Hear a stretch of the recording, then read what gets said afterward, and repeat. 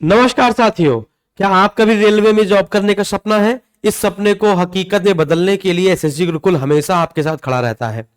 RPF, SI और constable की vacancy का नोटिफिकेशन आपने देख लिया होगा और इसके बारे में आपको संपूर्ण जानकारी देने वाला हूं। आरपीएफ, एसआई का कंप्लीट जानकारी मैंने आपको एक वीडियो में दे दी है।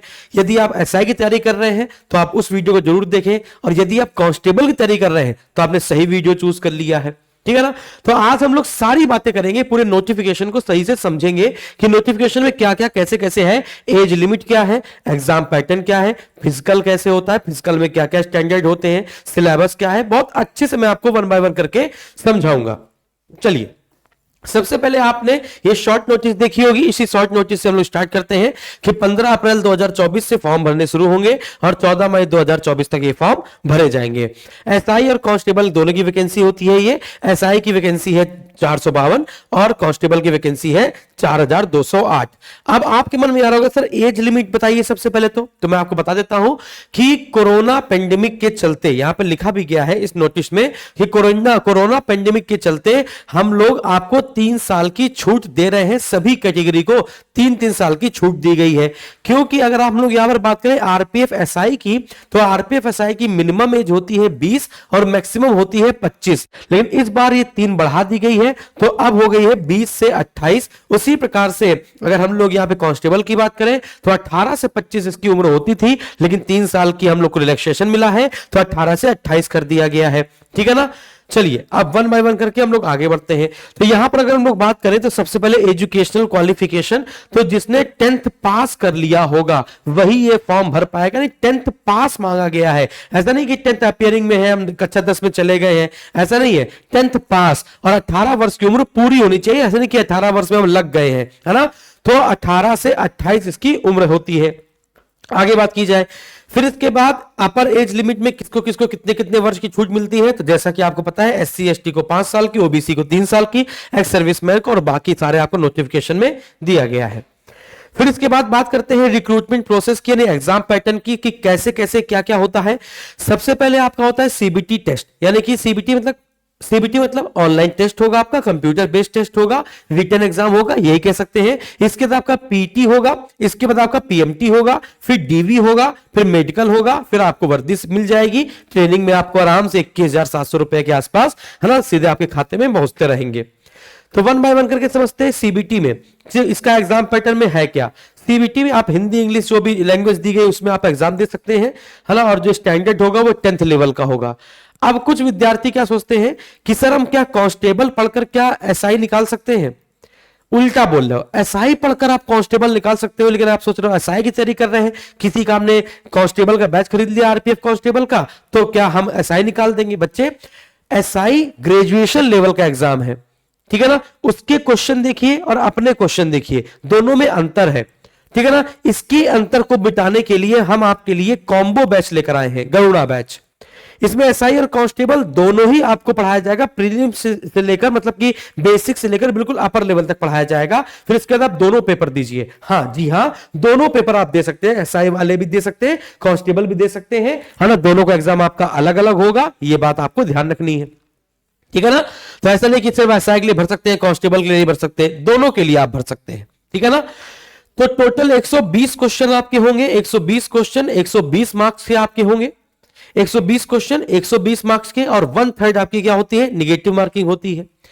तो अगर यहां पर देखिए तो देखिए लिखा 90 मिनट होंगे, 120 क्वेश्चन होंगे, 120 मार्क्स के होंगे, जिसमें 50 क्वेश्चन जीके जीएस के होंगे। यदि आपके जीके जीएस कमजोर है तो फिर बड़ी दिक्कत हो जाएगी। और अगर आपको हमसे जीएस पढ़ना अच्छा लगता है, या फिर आपका कोई मन पसंदीदा टीचर जिससे आपको जीएस पढ़ना अच्छा लगता हो, तो अगर वो बैच लाए तो वहीं से पढ़ लीजिएगा, क्योंकि जीएस का बहुत बड़ा रोल है यहाँ पर, और इसमें तो बहुत आसान सी आती है, 10th लेवल का स्टैंडर्ड है। आप यहां पर देखेंगे कि यहां पर आपकी वही मतलब सिलेबस सब कुछ सेम है।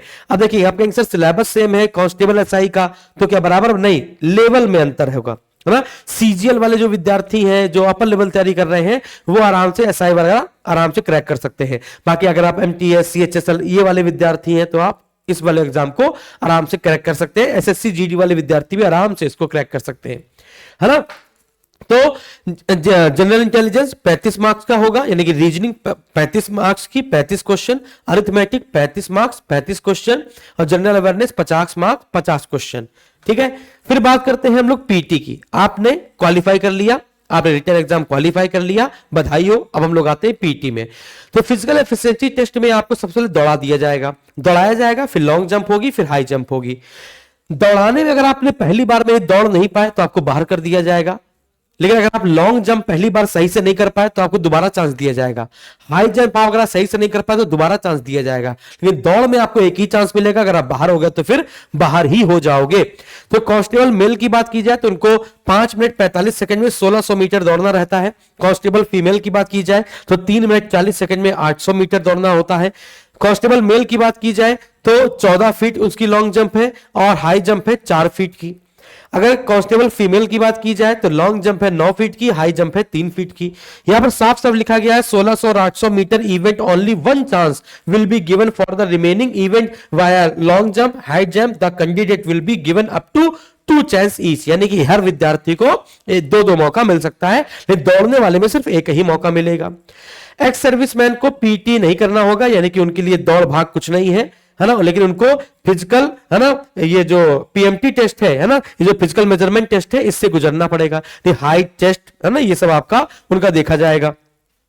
A candidate must qualify in all tests as per above norm to be eligible for consideration। सब में आपको पास होना है। एक और बात, ऐसा नहीं है कि अगर आप long jump high jump, long jump आपने कुछ ज्यादा ही लंबी मार दी या हाई जंप आपने कुछ ज्यादा ही लंबी मार दी तो आपको इसका मार्क्स मिलेगा, ऐसा कुछ नहीं है। ये क्वालिफाइंग नेचर का है।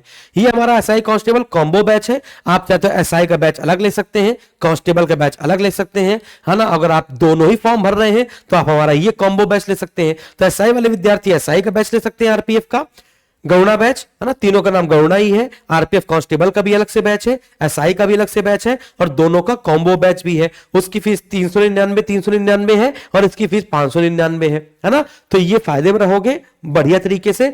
सब कुछ mock test, PDF test, previous year के paper, solution, practice, PDF, MCQs, सारी चीजें, किताबें, है ना, कॉपियां, वो सब आपको इसी में जो होती है। मतलब आपको बाहर से कुछ नहीं खरीदना पड़ेगा, आपके फोन में ही, हमारे एप्लीकेशन में ही सब कुछ आपको ज्वाइनिंग तक का हर चीज मिल जाएगा।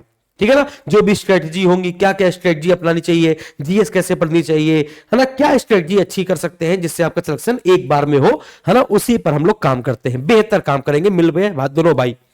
10 मार्च से ये बैच स्टार्ट हो रहा है, तो अभी आप लेंगे तो ये बैच आपको सिर्फ 599 का पड़ेगा।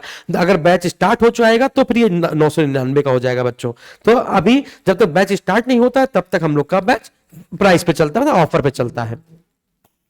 फिर बात करते हैं पीएमटी पर, फिजिकल मेजरमेंट टेस्ट की बात करते हैं। तो यहां पर जो हाइट है जनरल और ओबीसी की, मेल की 165, फीमेल की 157, एसटी एसटी की 160, है ना, और 152 फीमेल की। और पहाड़ी क्षेत्र के लोगों के लिए जैसे गोरखा, डोगरा, इन सब के लिए 163 हाइट, 163 सेंटीमीटर मेल और 155 सेंटीमीटर फीमेल।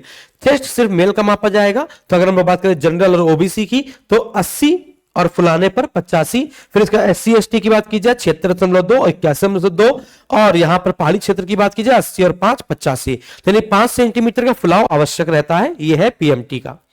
फिर बात करते हैं लास्ट में डीवी के बारे में। डीवी के बारे में बात करते हैं तो डीवी में यानी कि डॉक्यूमेंट वेरिफिकेशन में क्या क्या लगता है, आपकी 10th matriculation proof as as, है ना, 10th मैट्रिकुलेशन सर्टिफिकेट एज, मतलब कि आप अगर आपके पास कक्षा 10 की सनद है, मार्कशीट है, वो सब लगेगी। कास्ट सर्टिफिकेट लगेगा, आपका जो भी कास्ट होगा। जनरल कैटेगरी में नहीं हो तो कोई दिक्कत नहीं। और आपने अगर एससी एसटी या ओबीसी के लिए हो, है ना, और आपने अगर कास्ट सर्टिफिकेट नहीं दिया तो आपको जनरल कैटेगरी में कंसीडर किया जाएगा। आपको उसके लिए समय नहीं दिया जाता, उसके बारे में आपको बाद में बताऊंगा।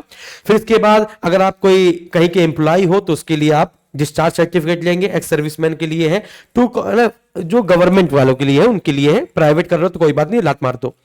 2 copies of self attested colour photograph. फिर एनओसी जहां पर आप काम कर रहे हो, है ना, अगर from the present employer in case of serving government employees, अगर आप कहीं पे सरकारी नौकर पहले से ही है तो वहां से आप एनओसी का सर्टिफिकेट आप उनसे लेंगे। फिर डोमिसाइल सर्टिफिकेट जहां जहां लगेगा वहां पर आप उनको देंगे।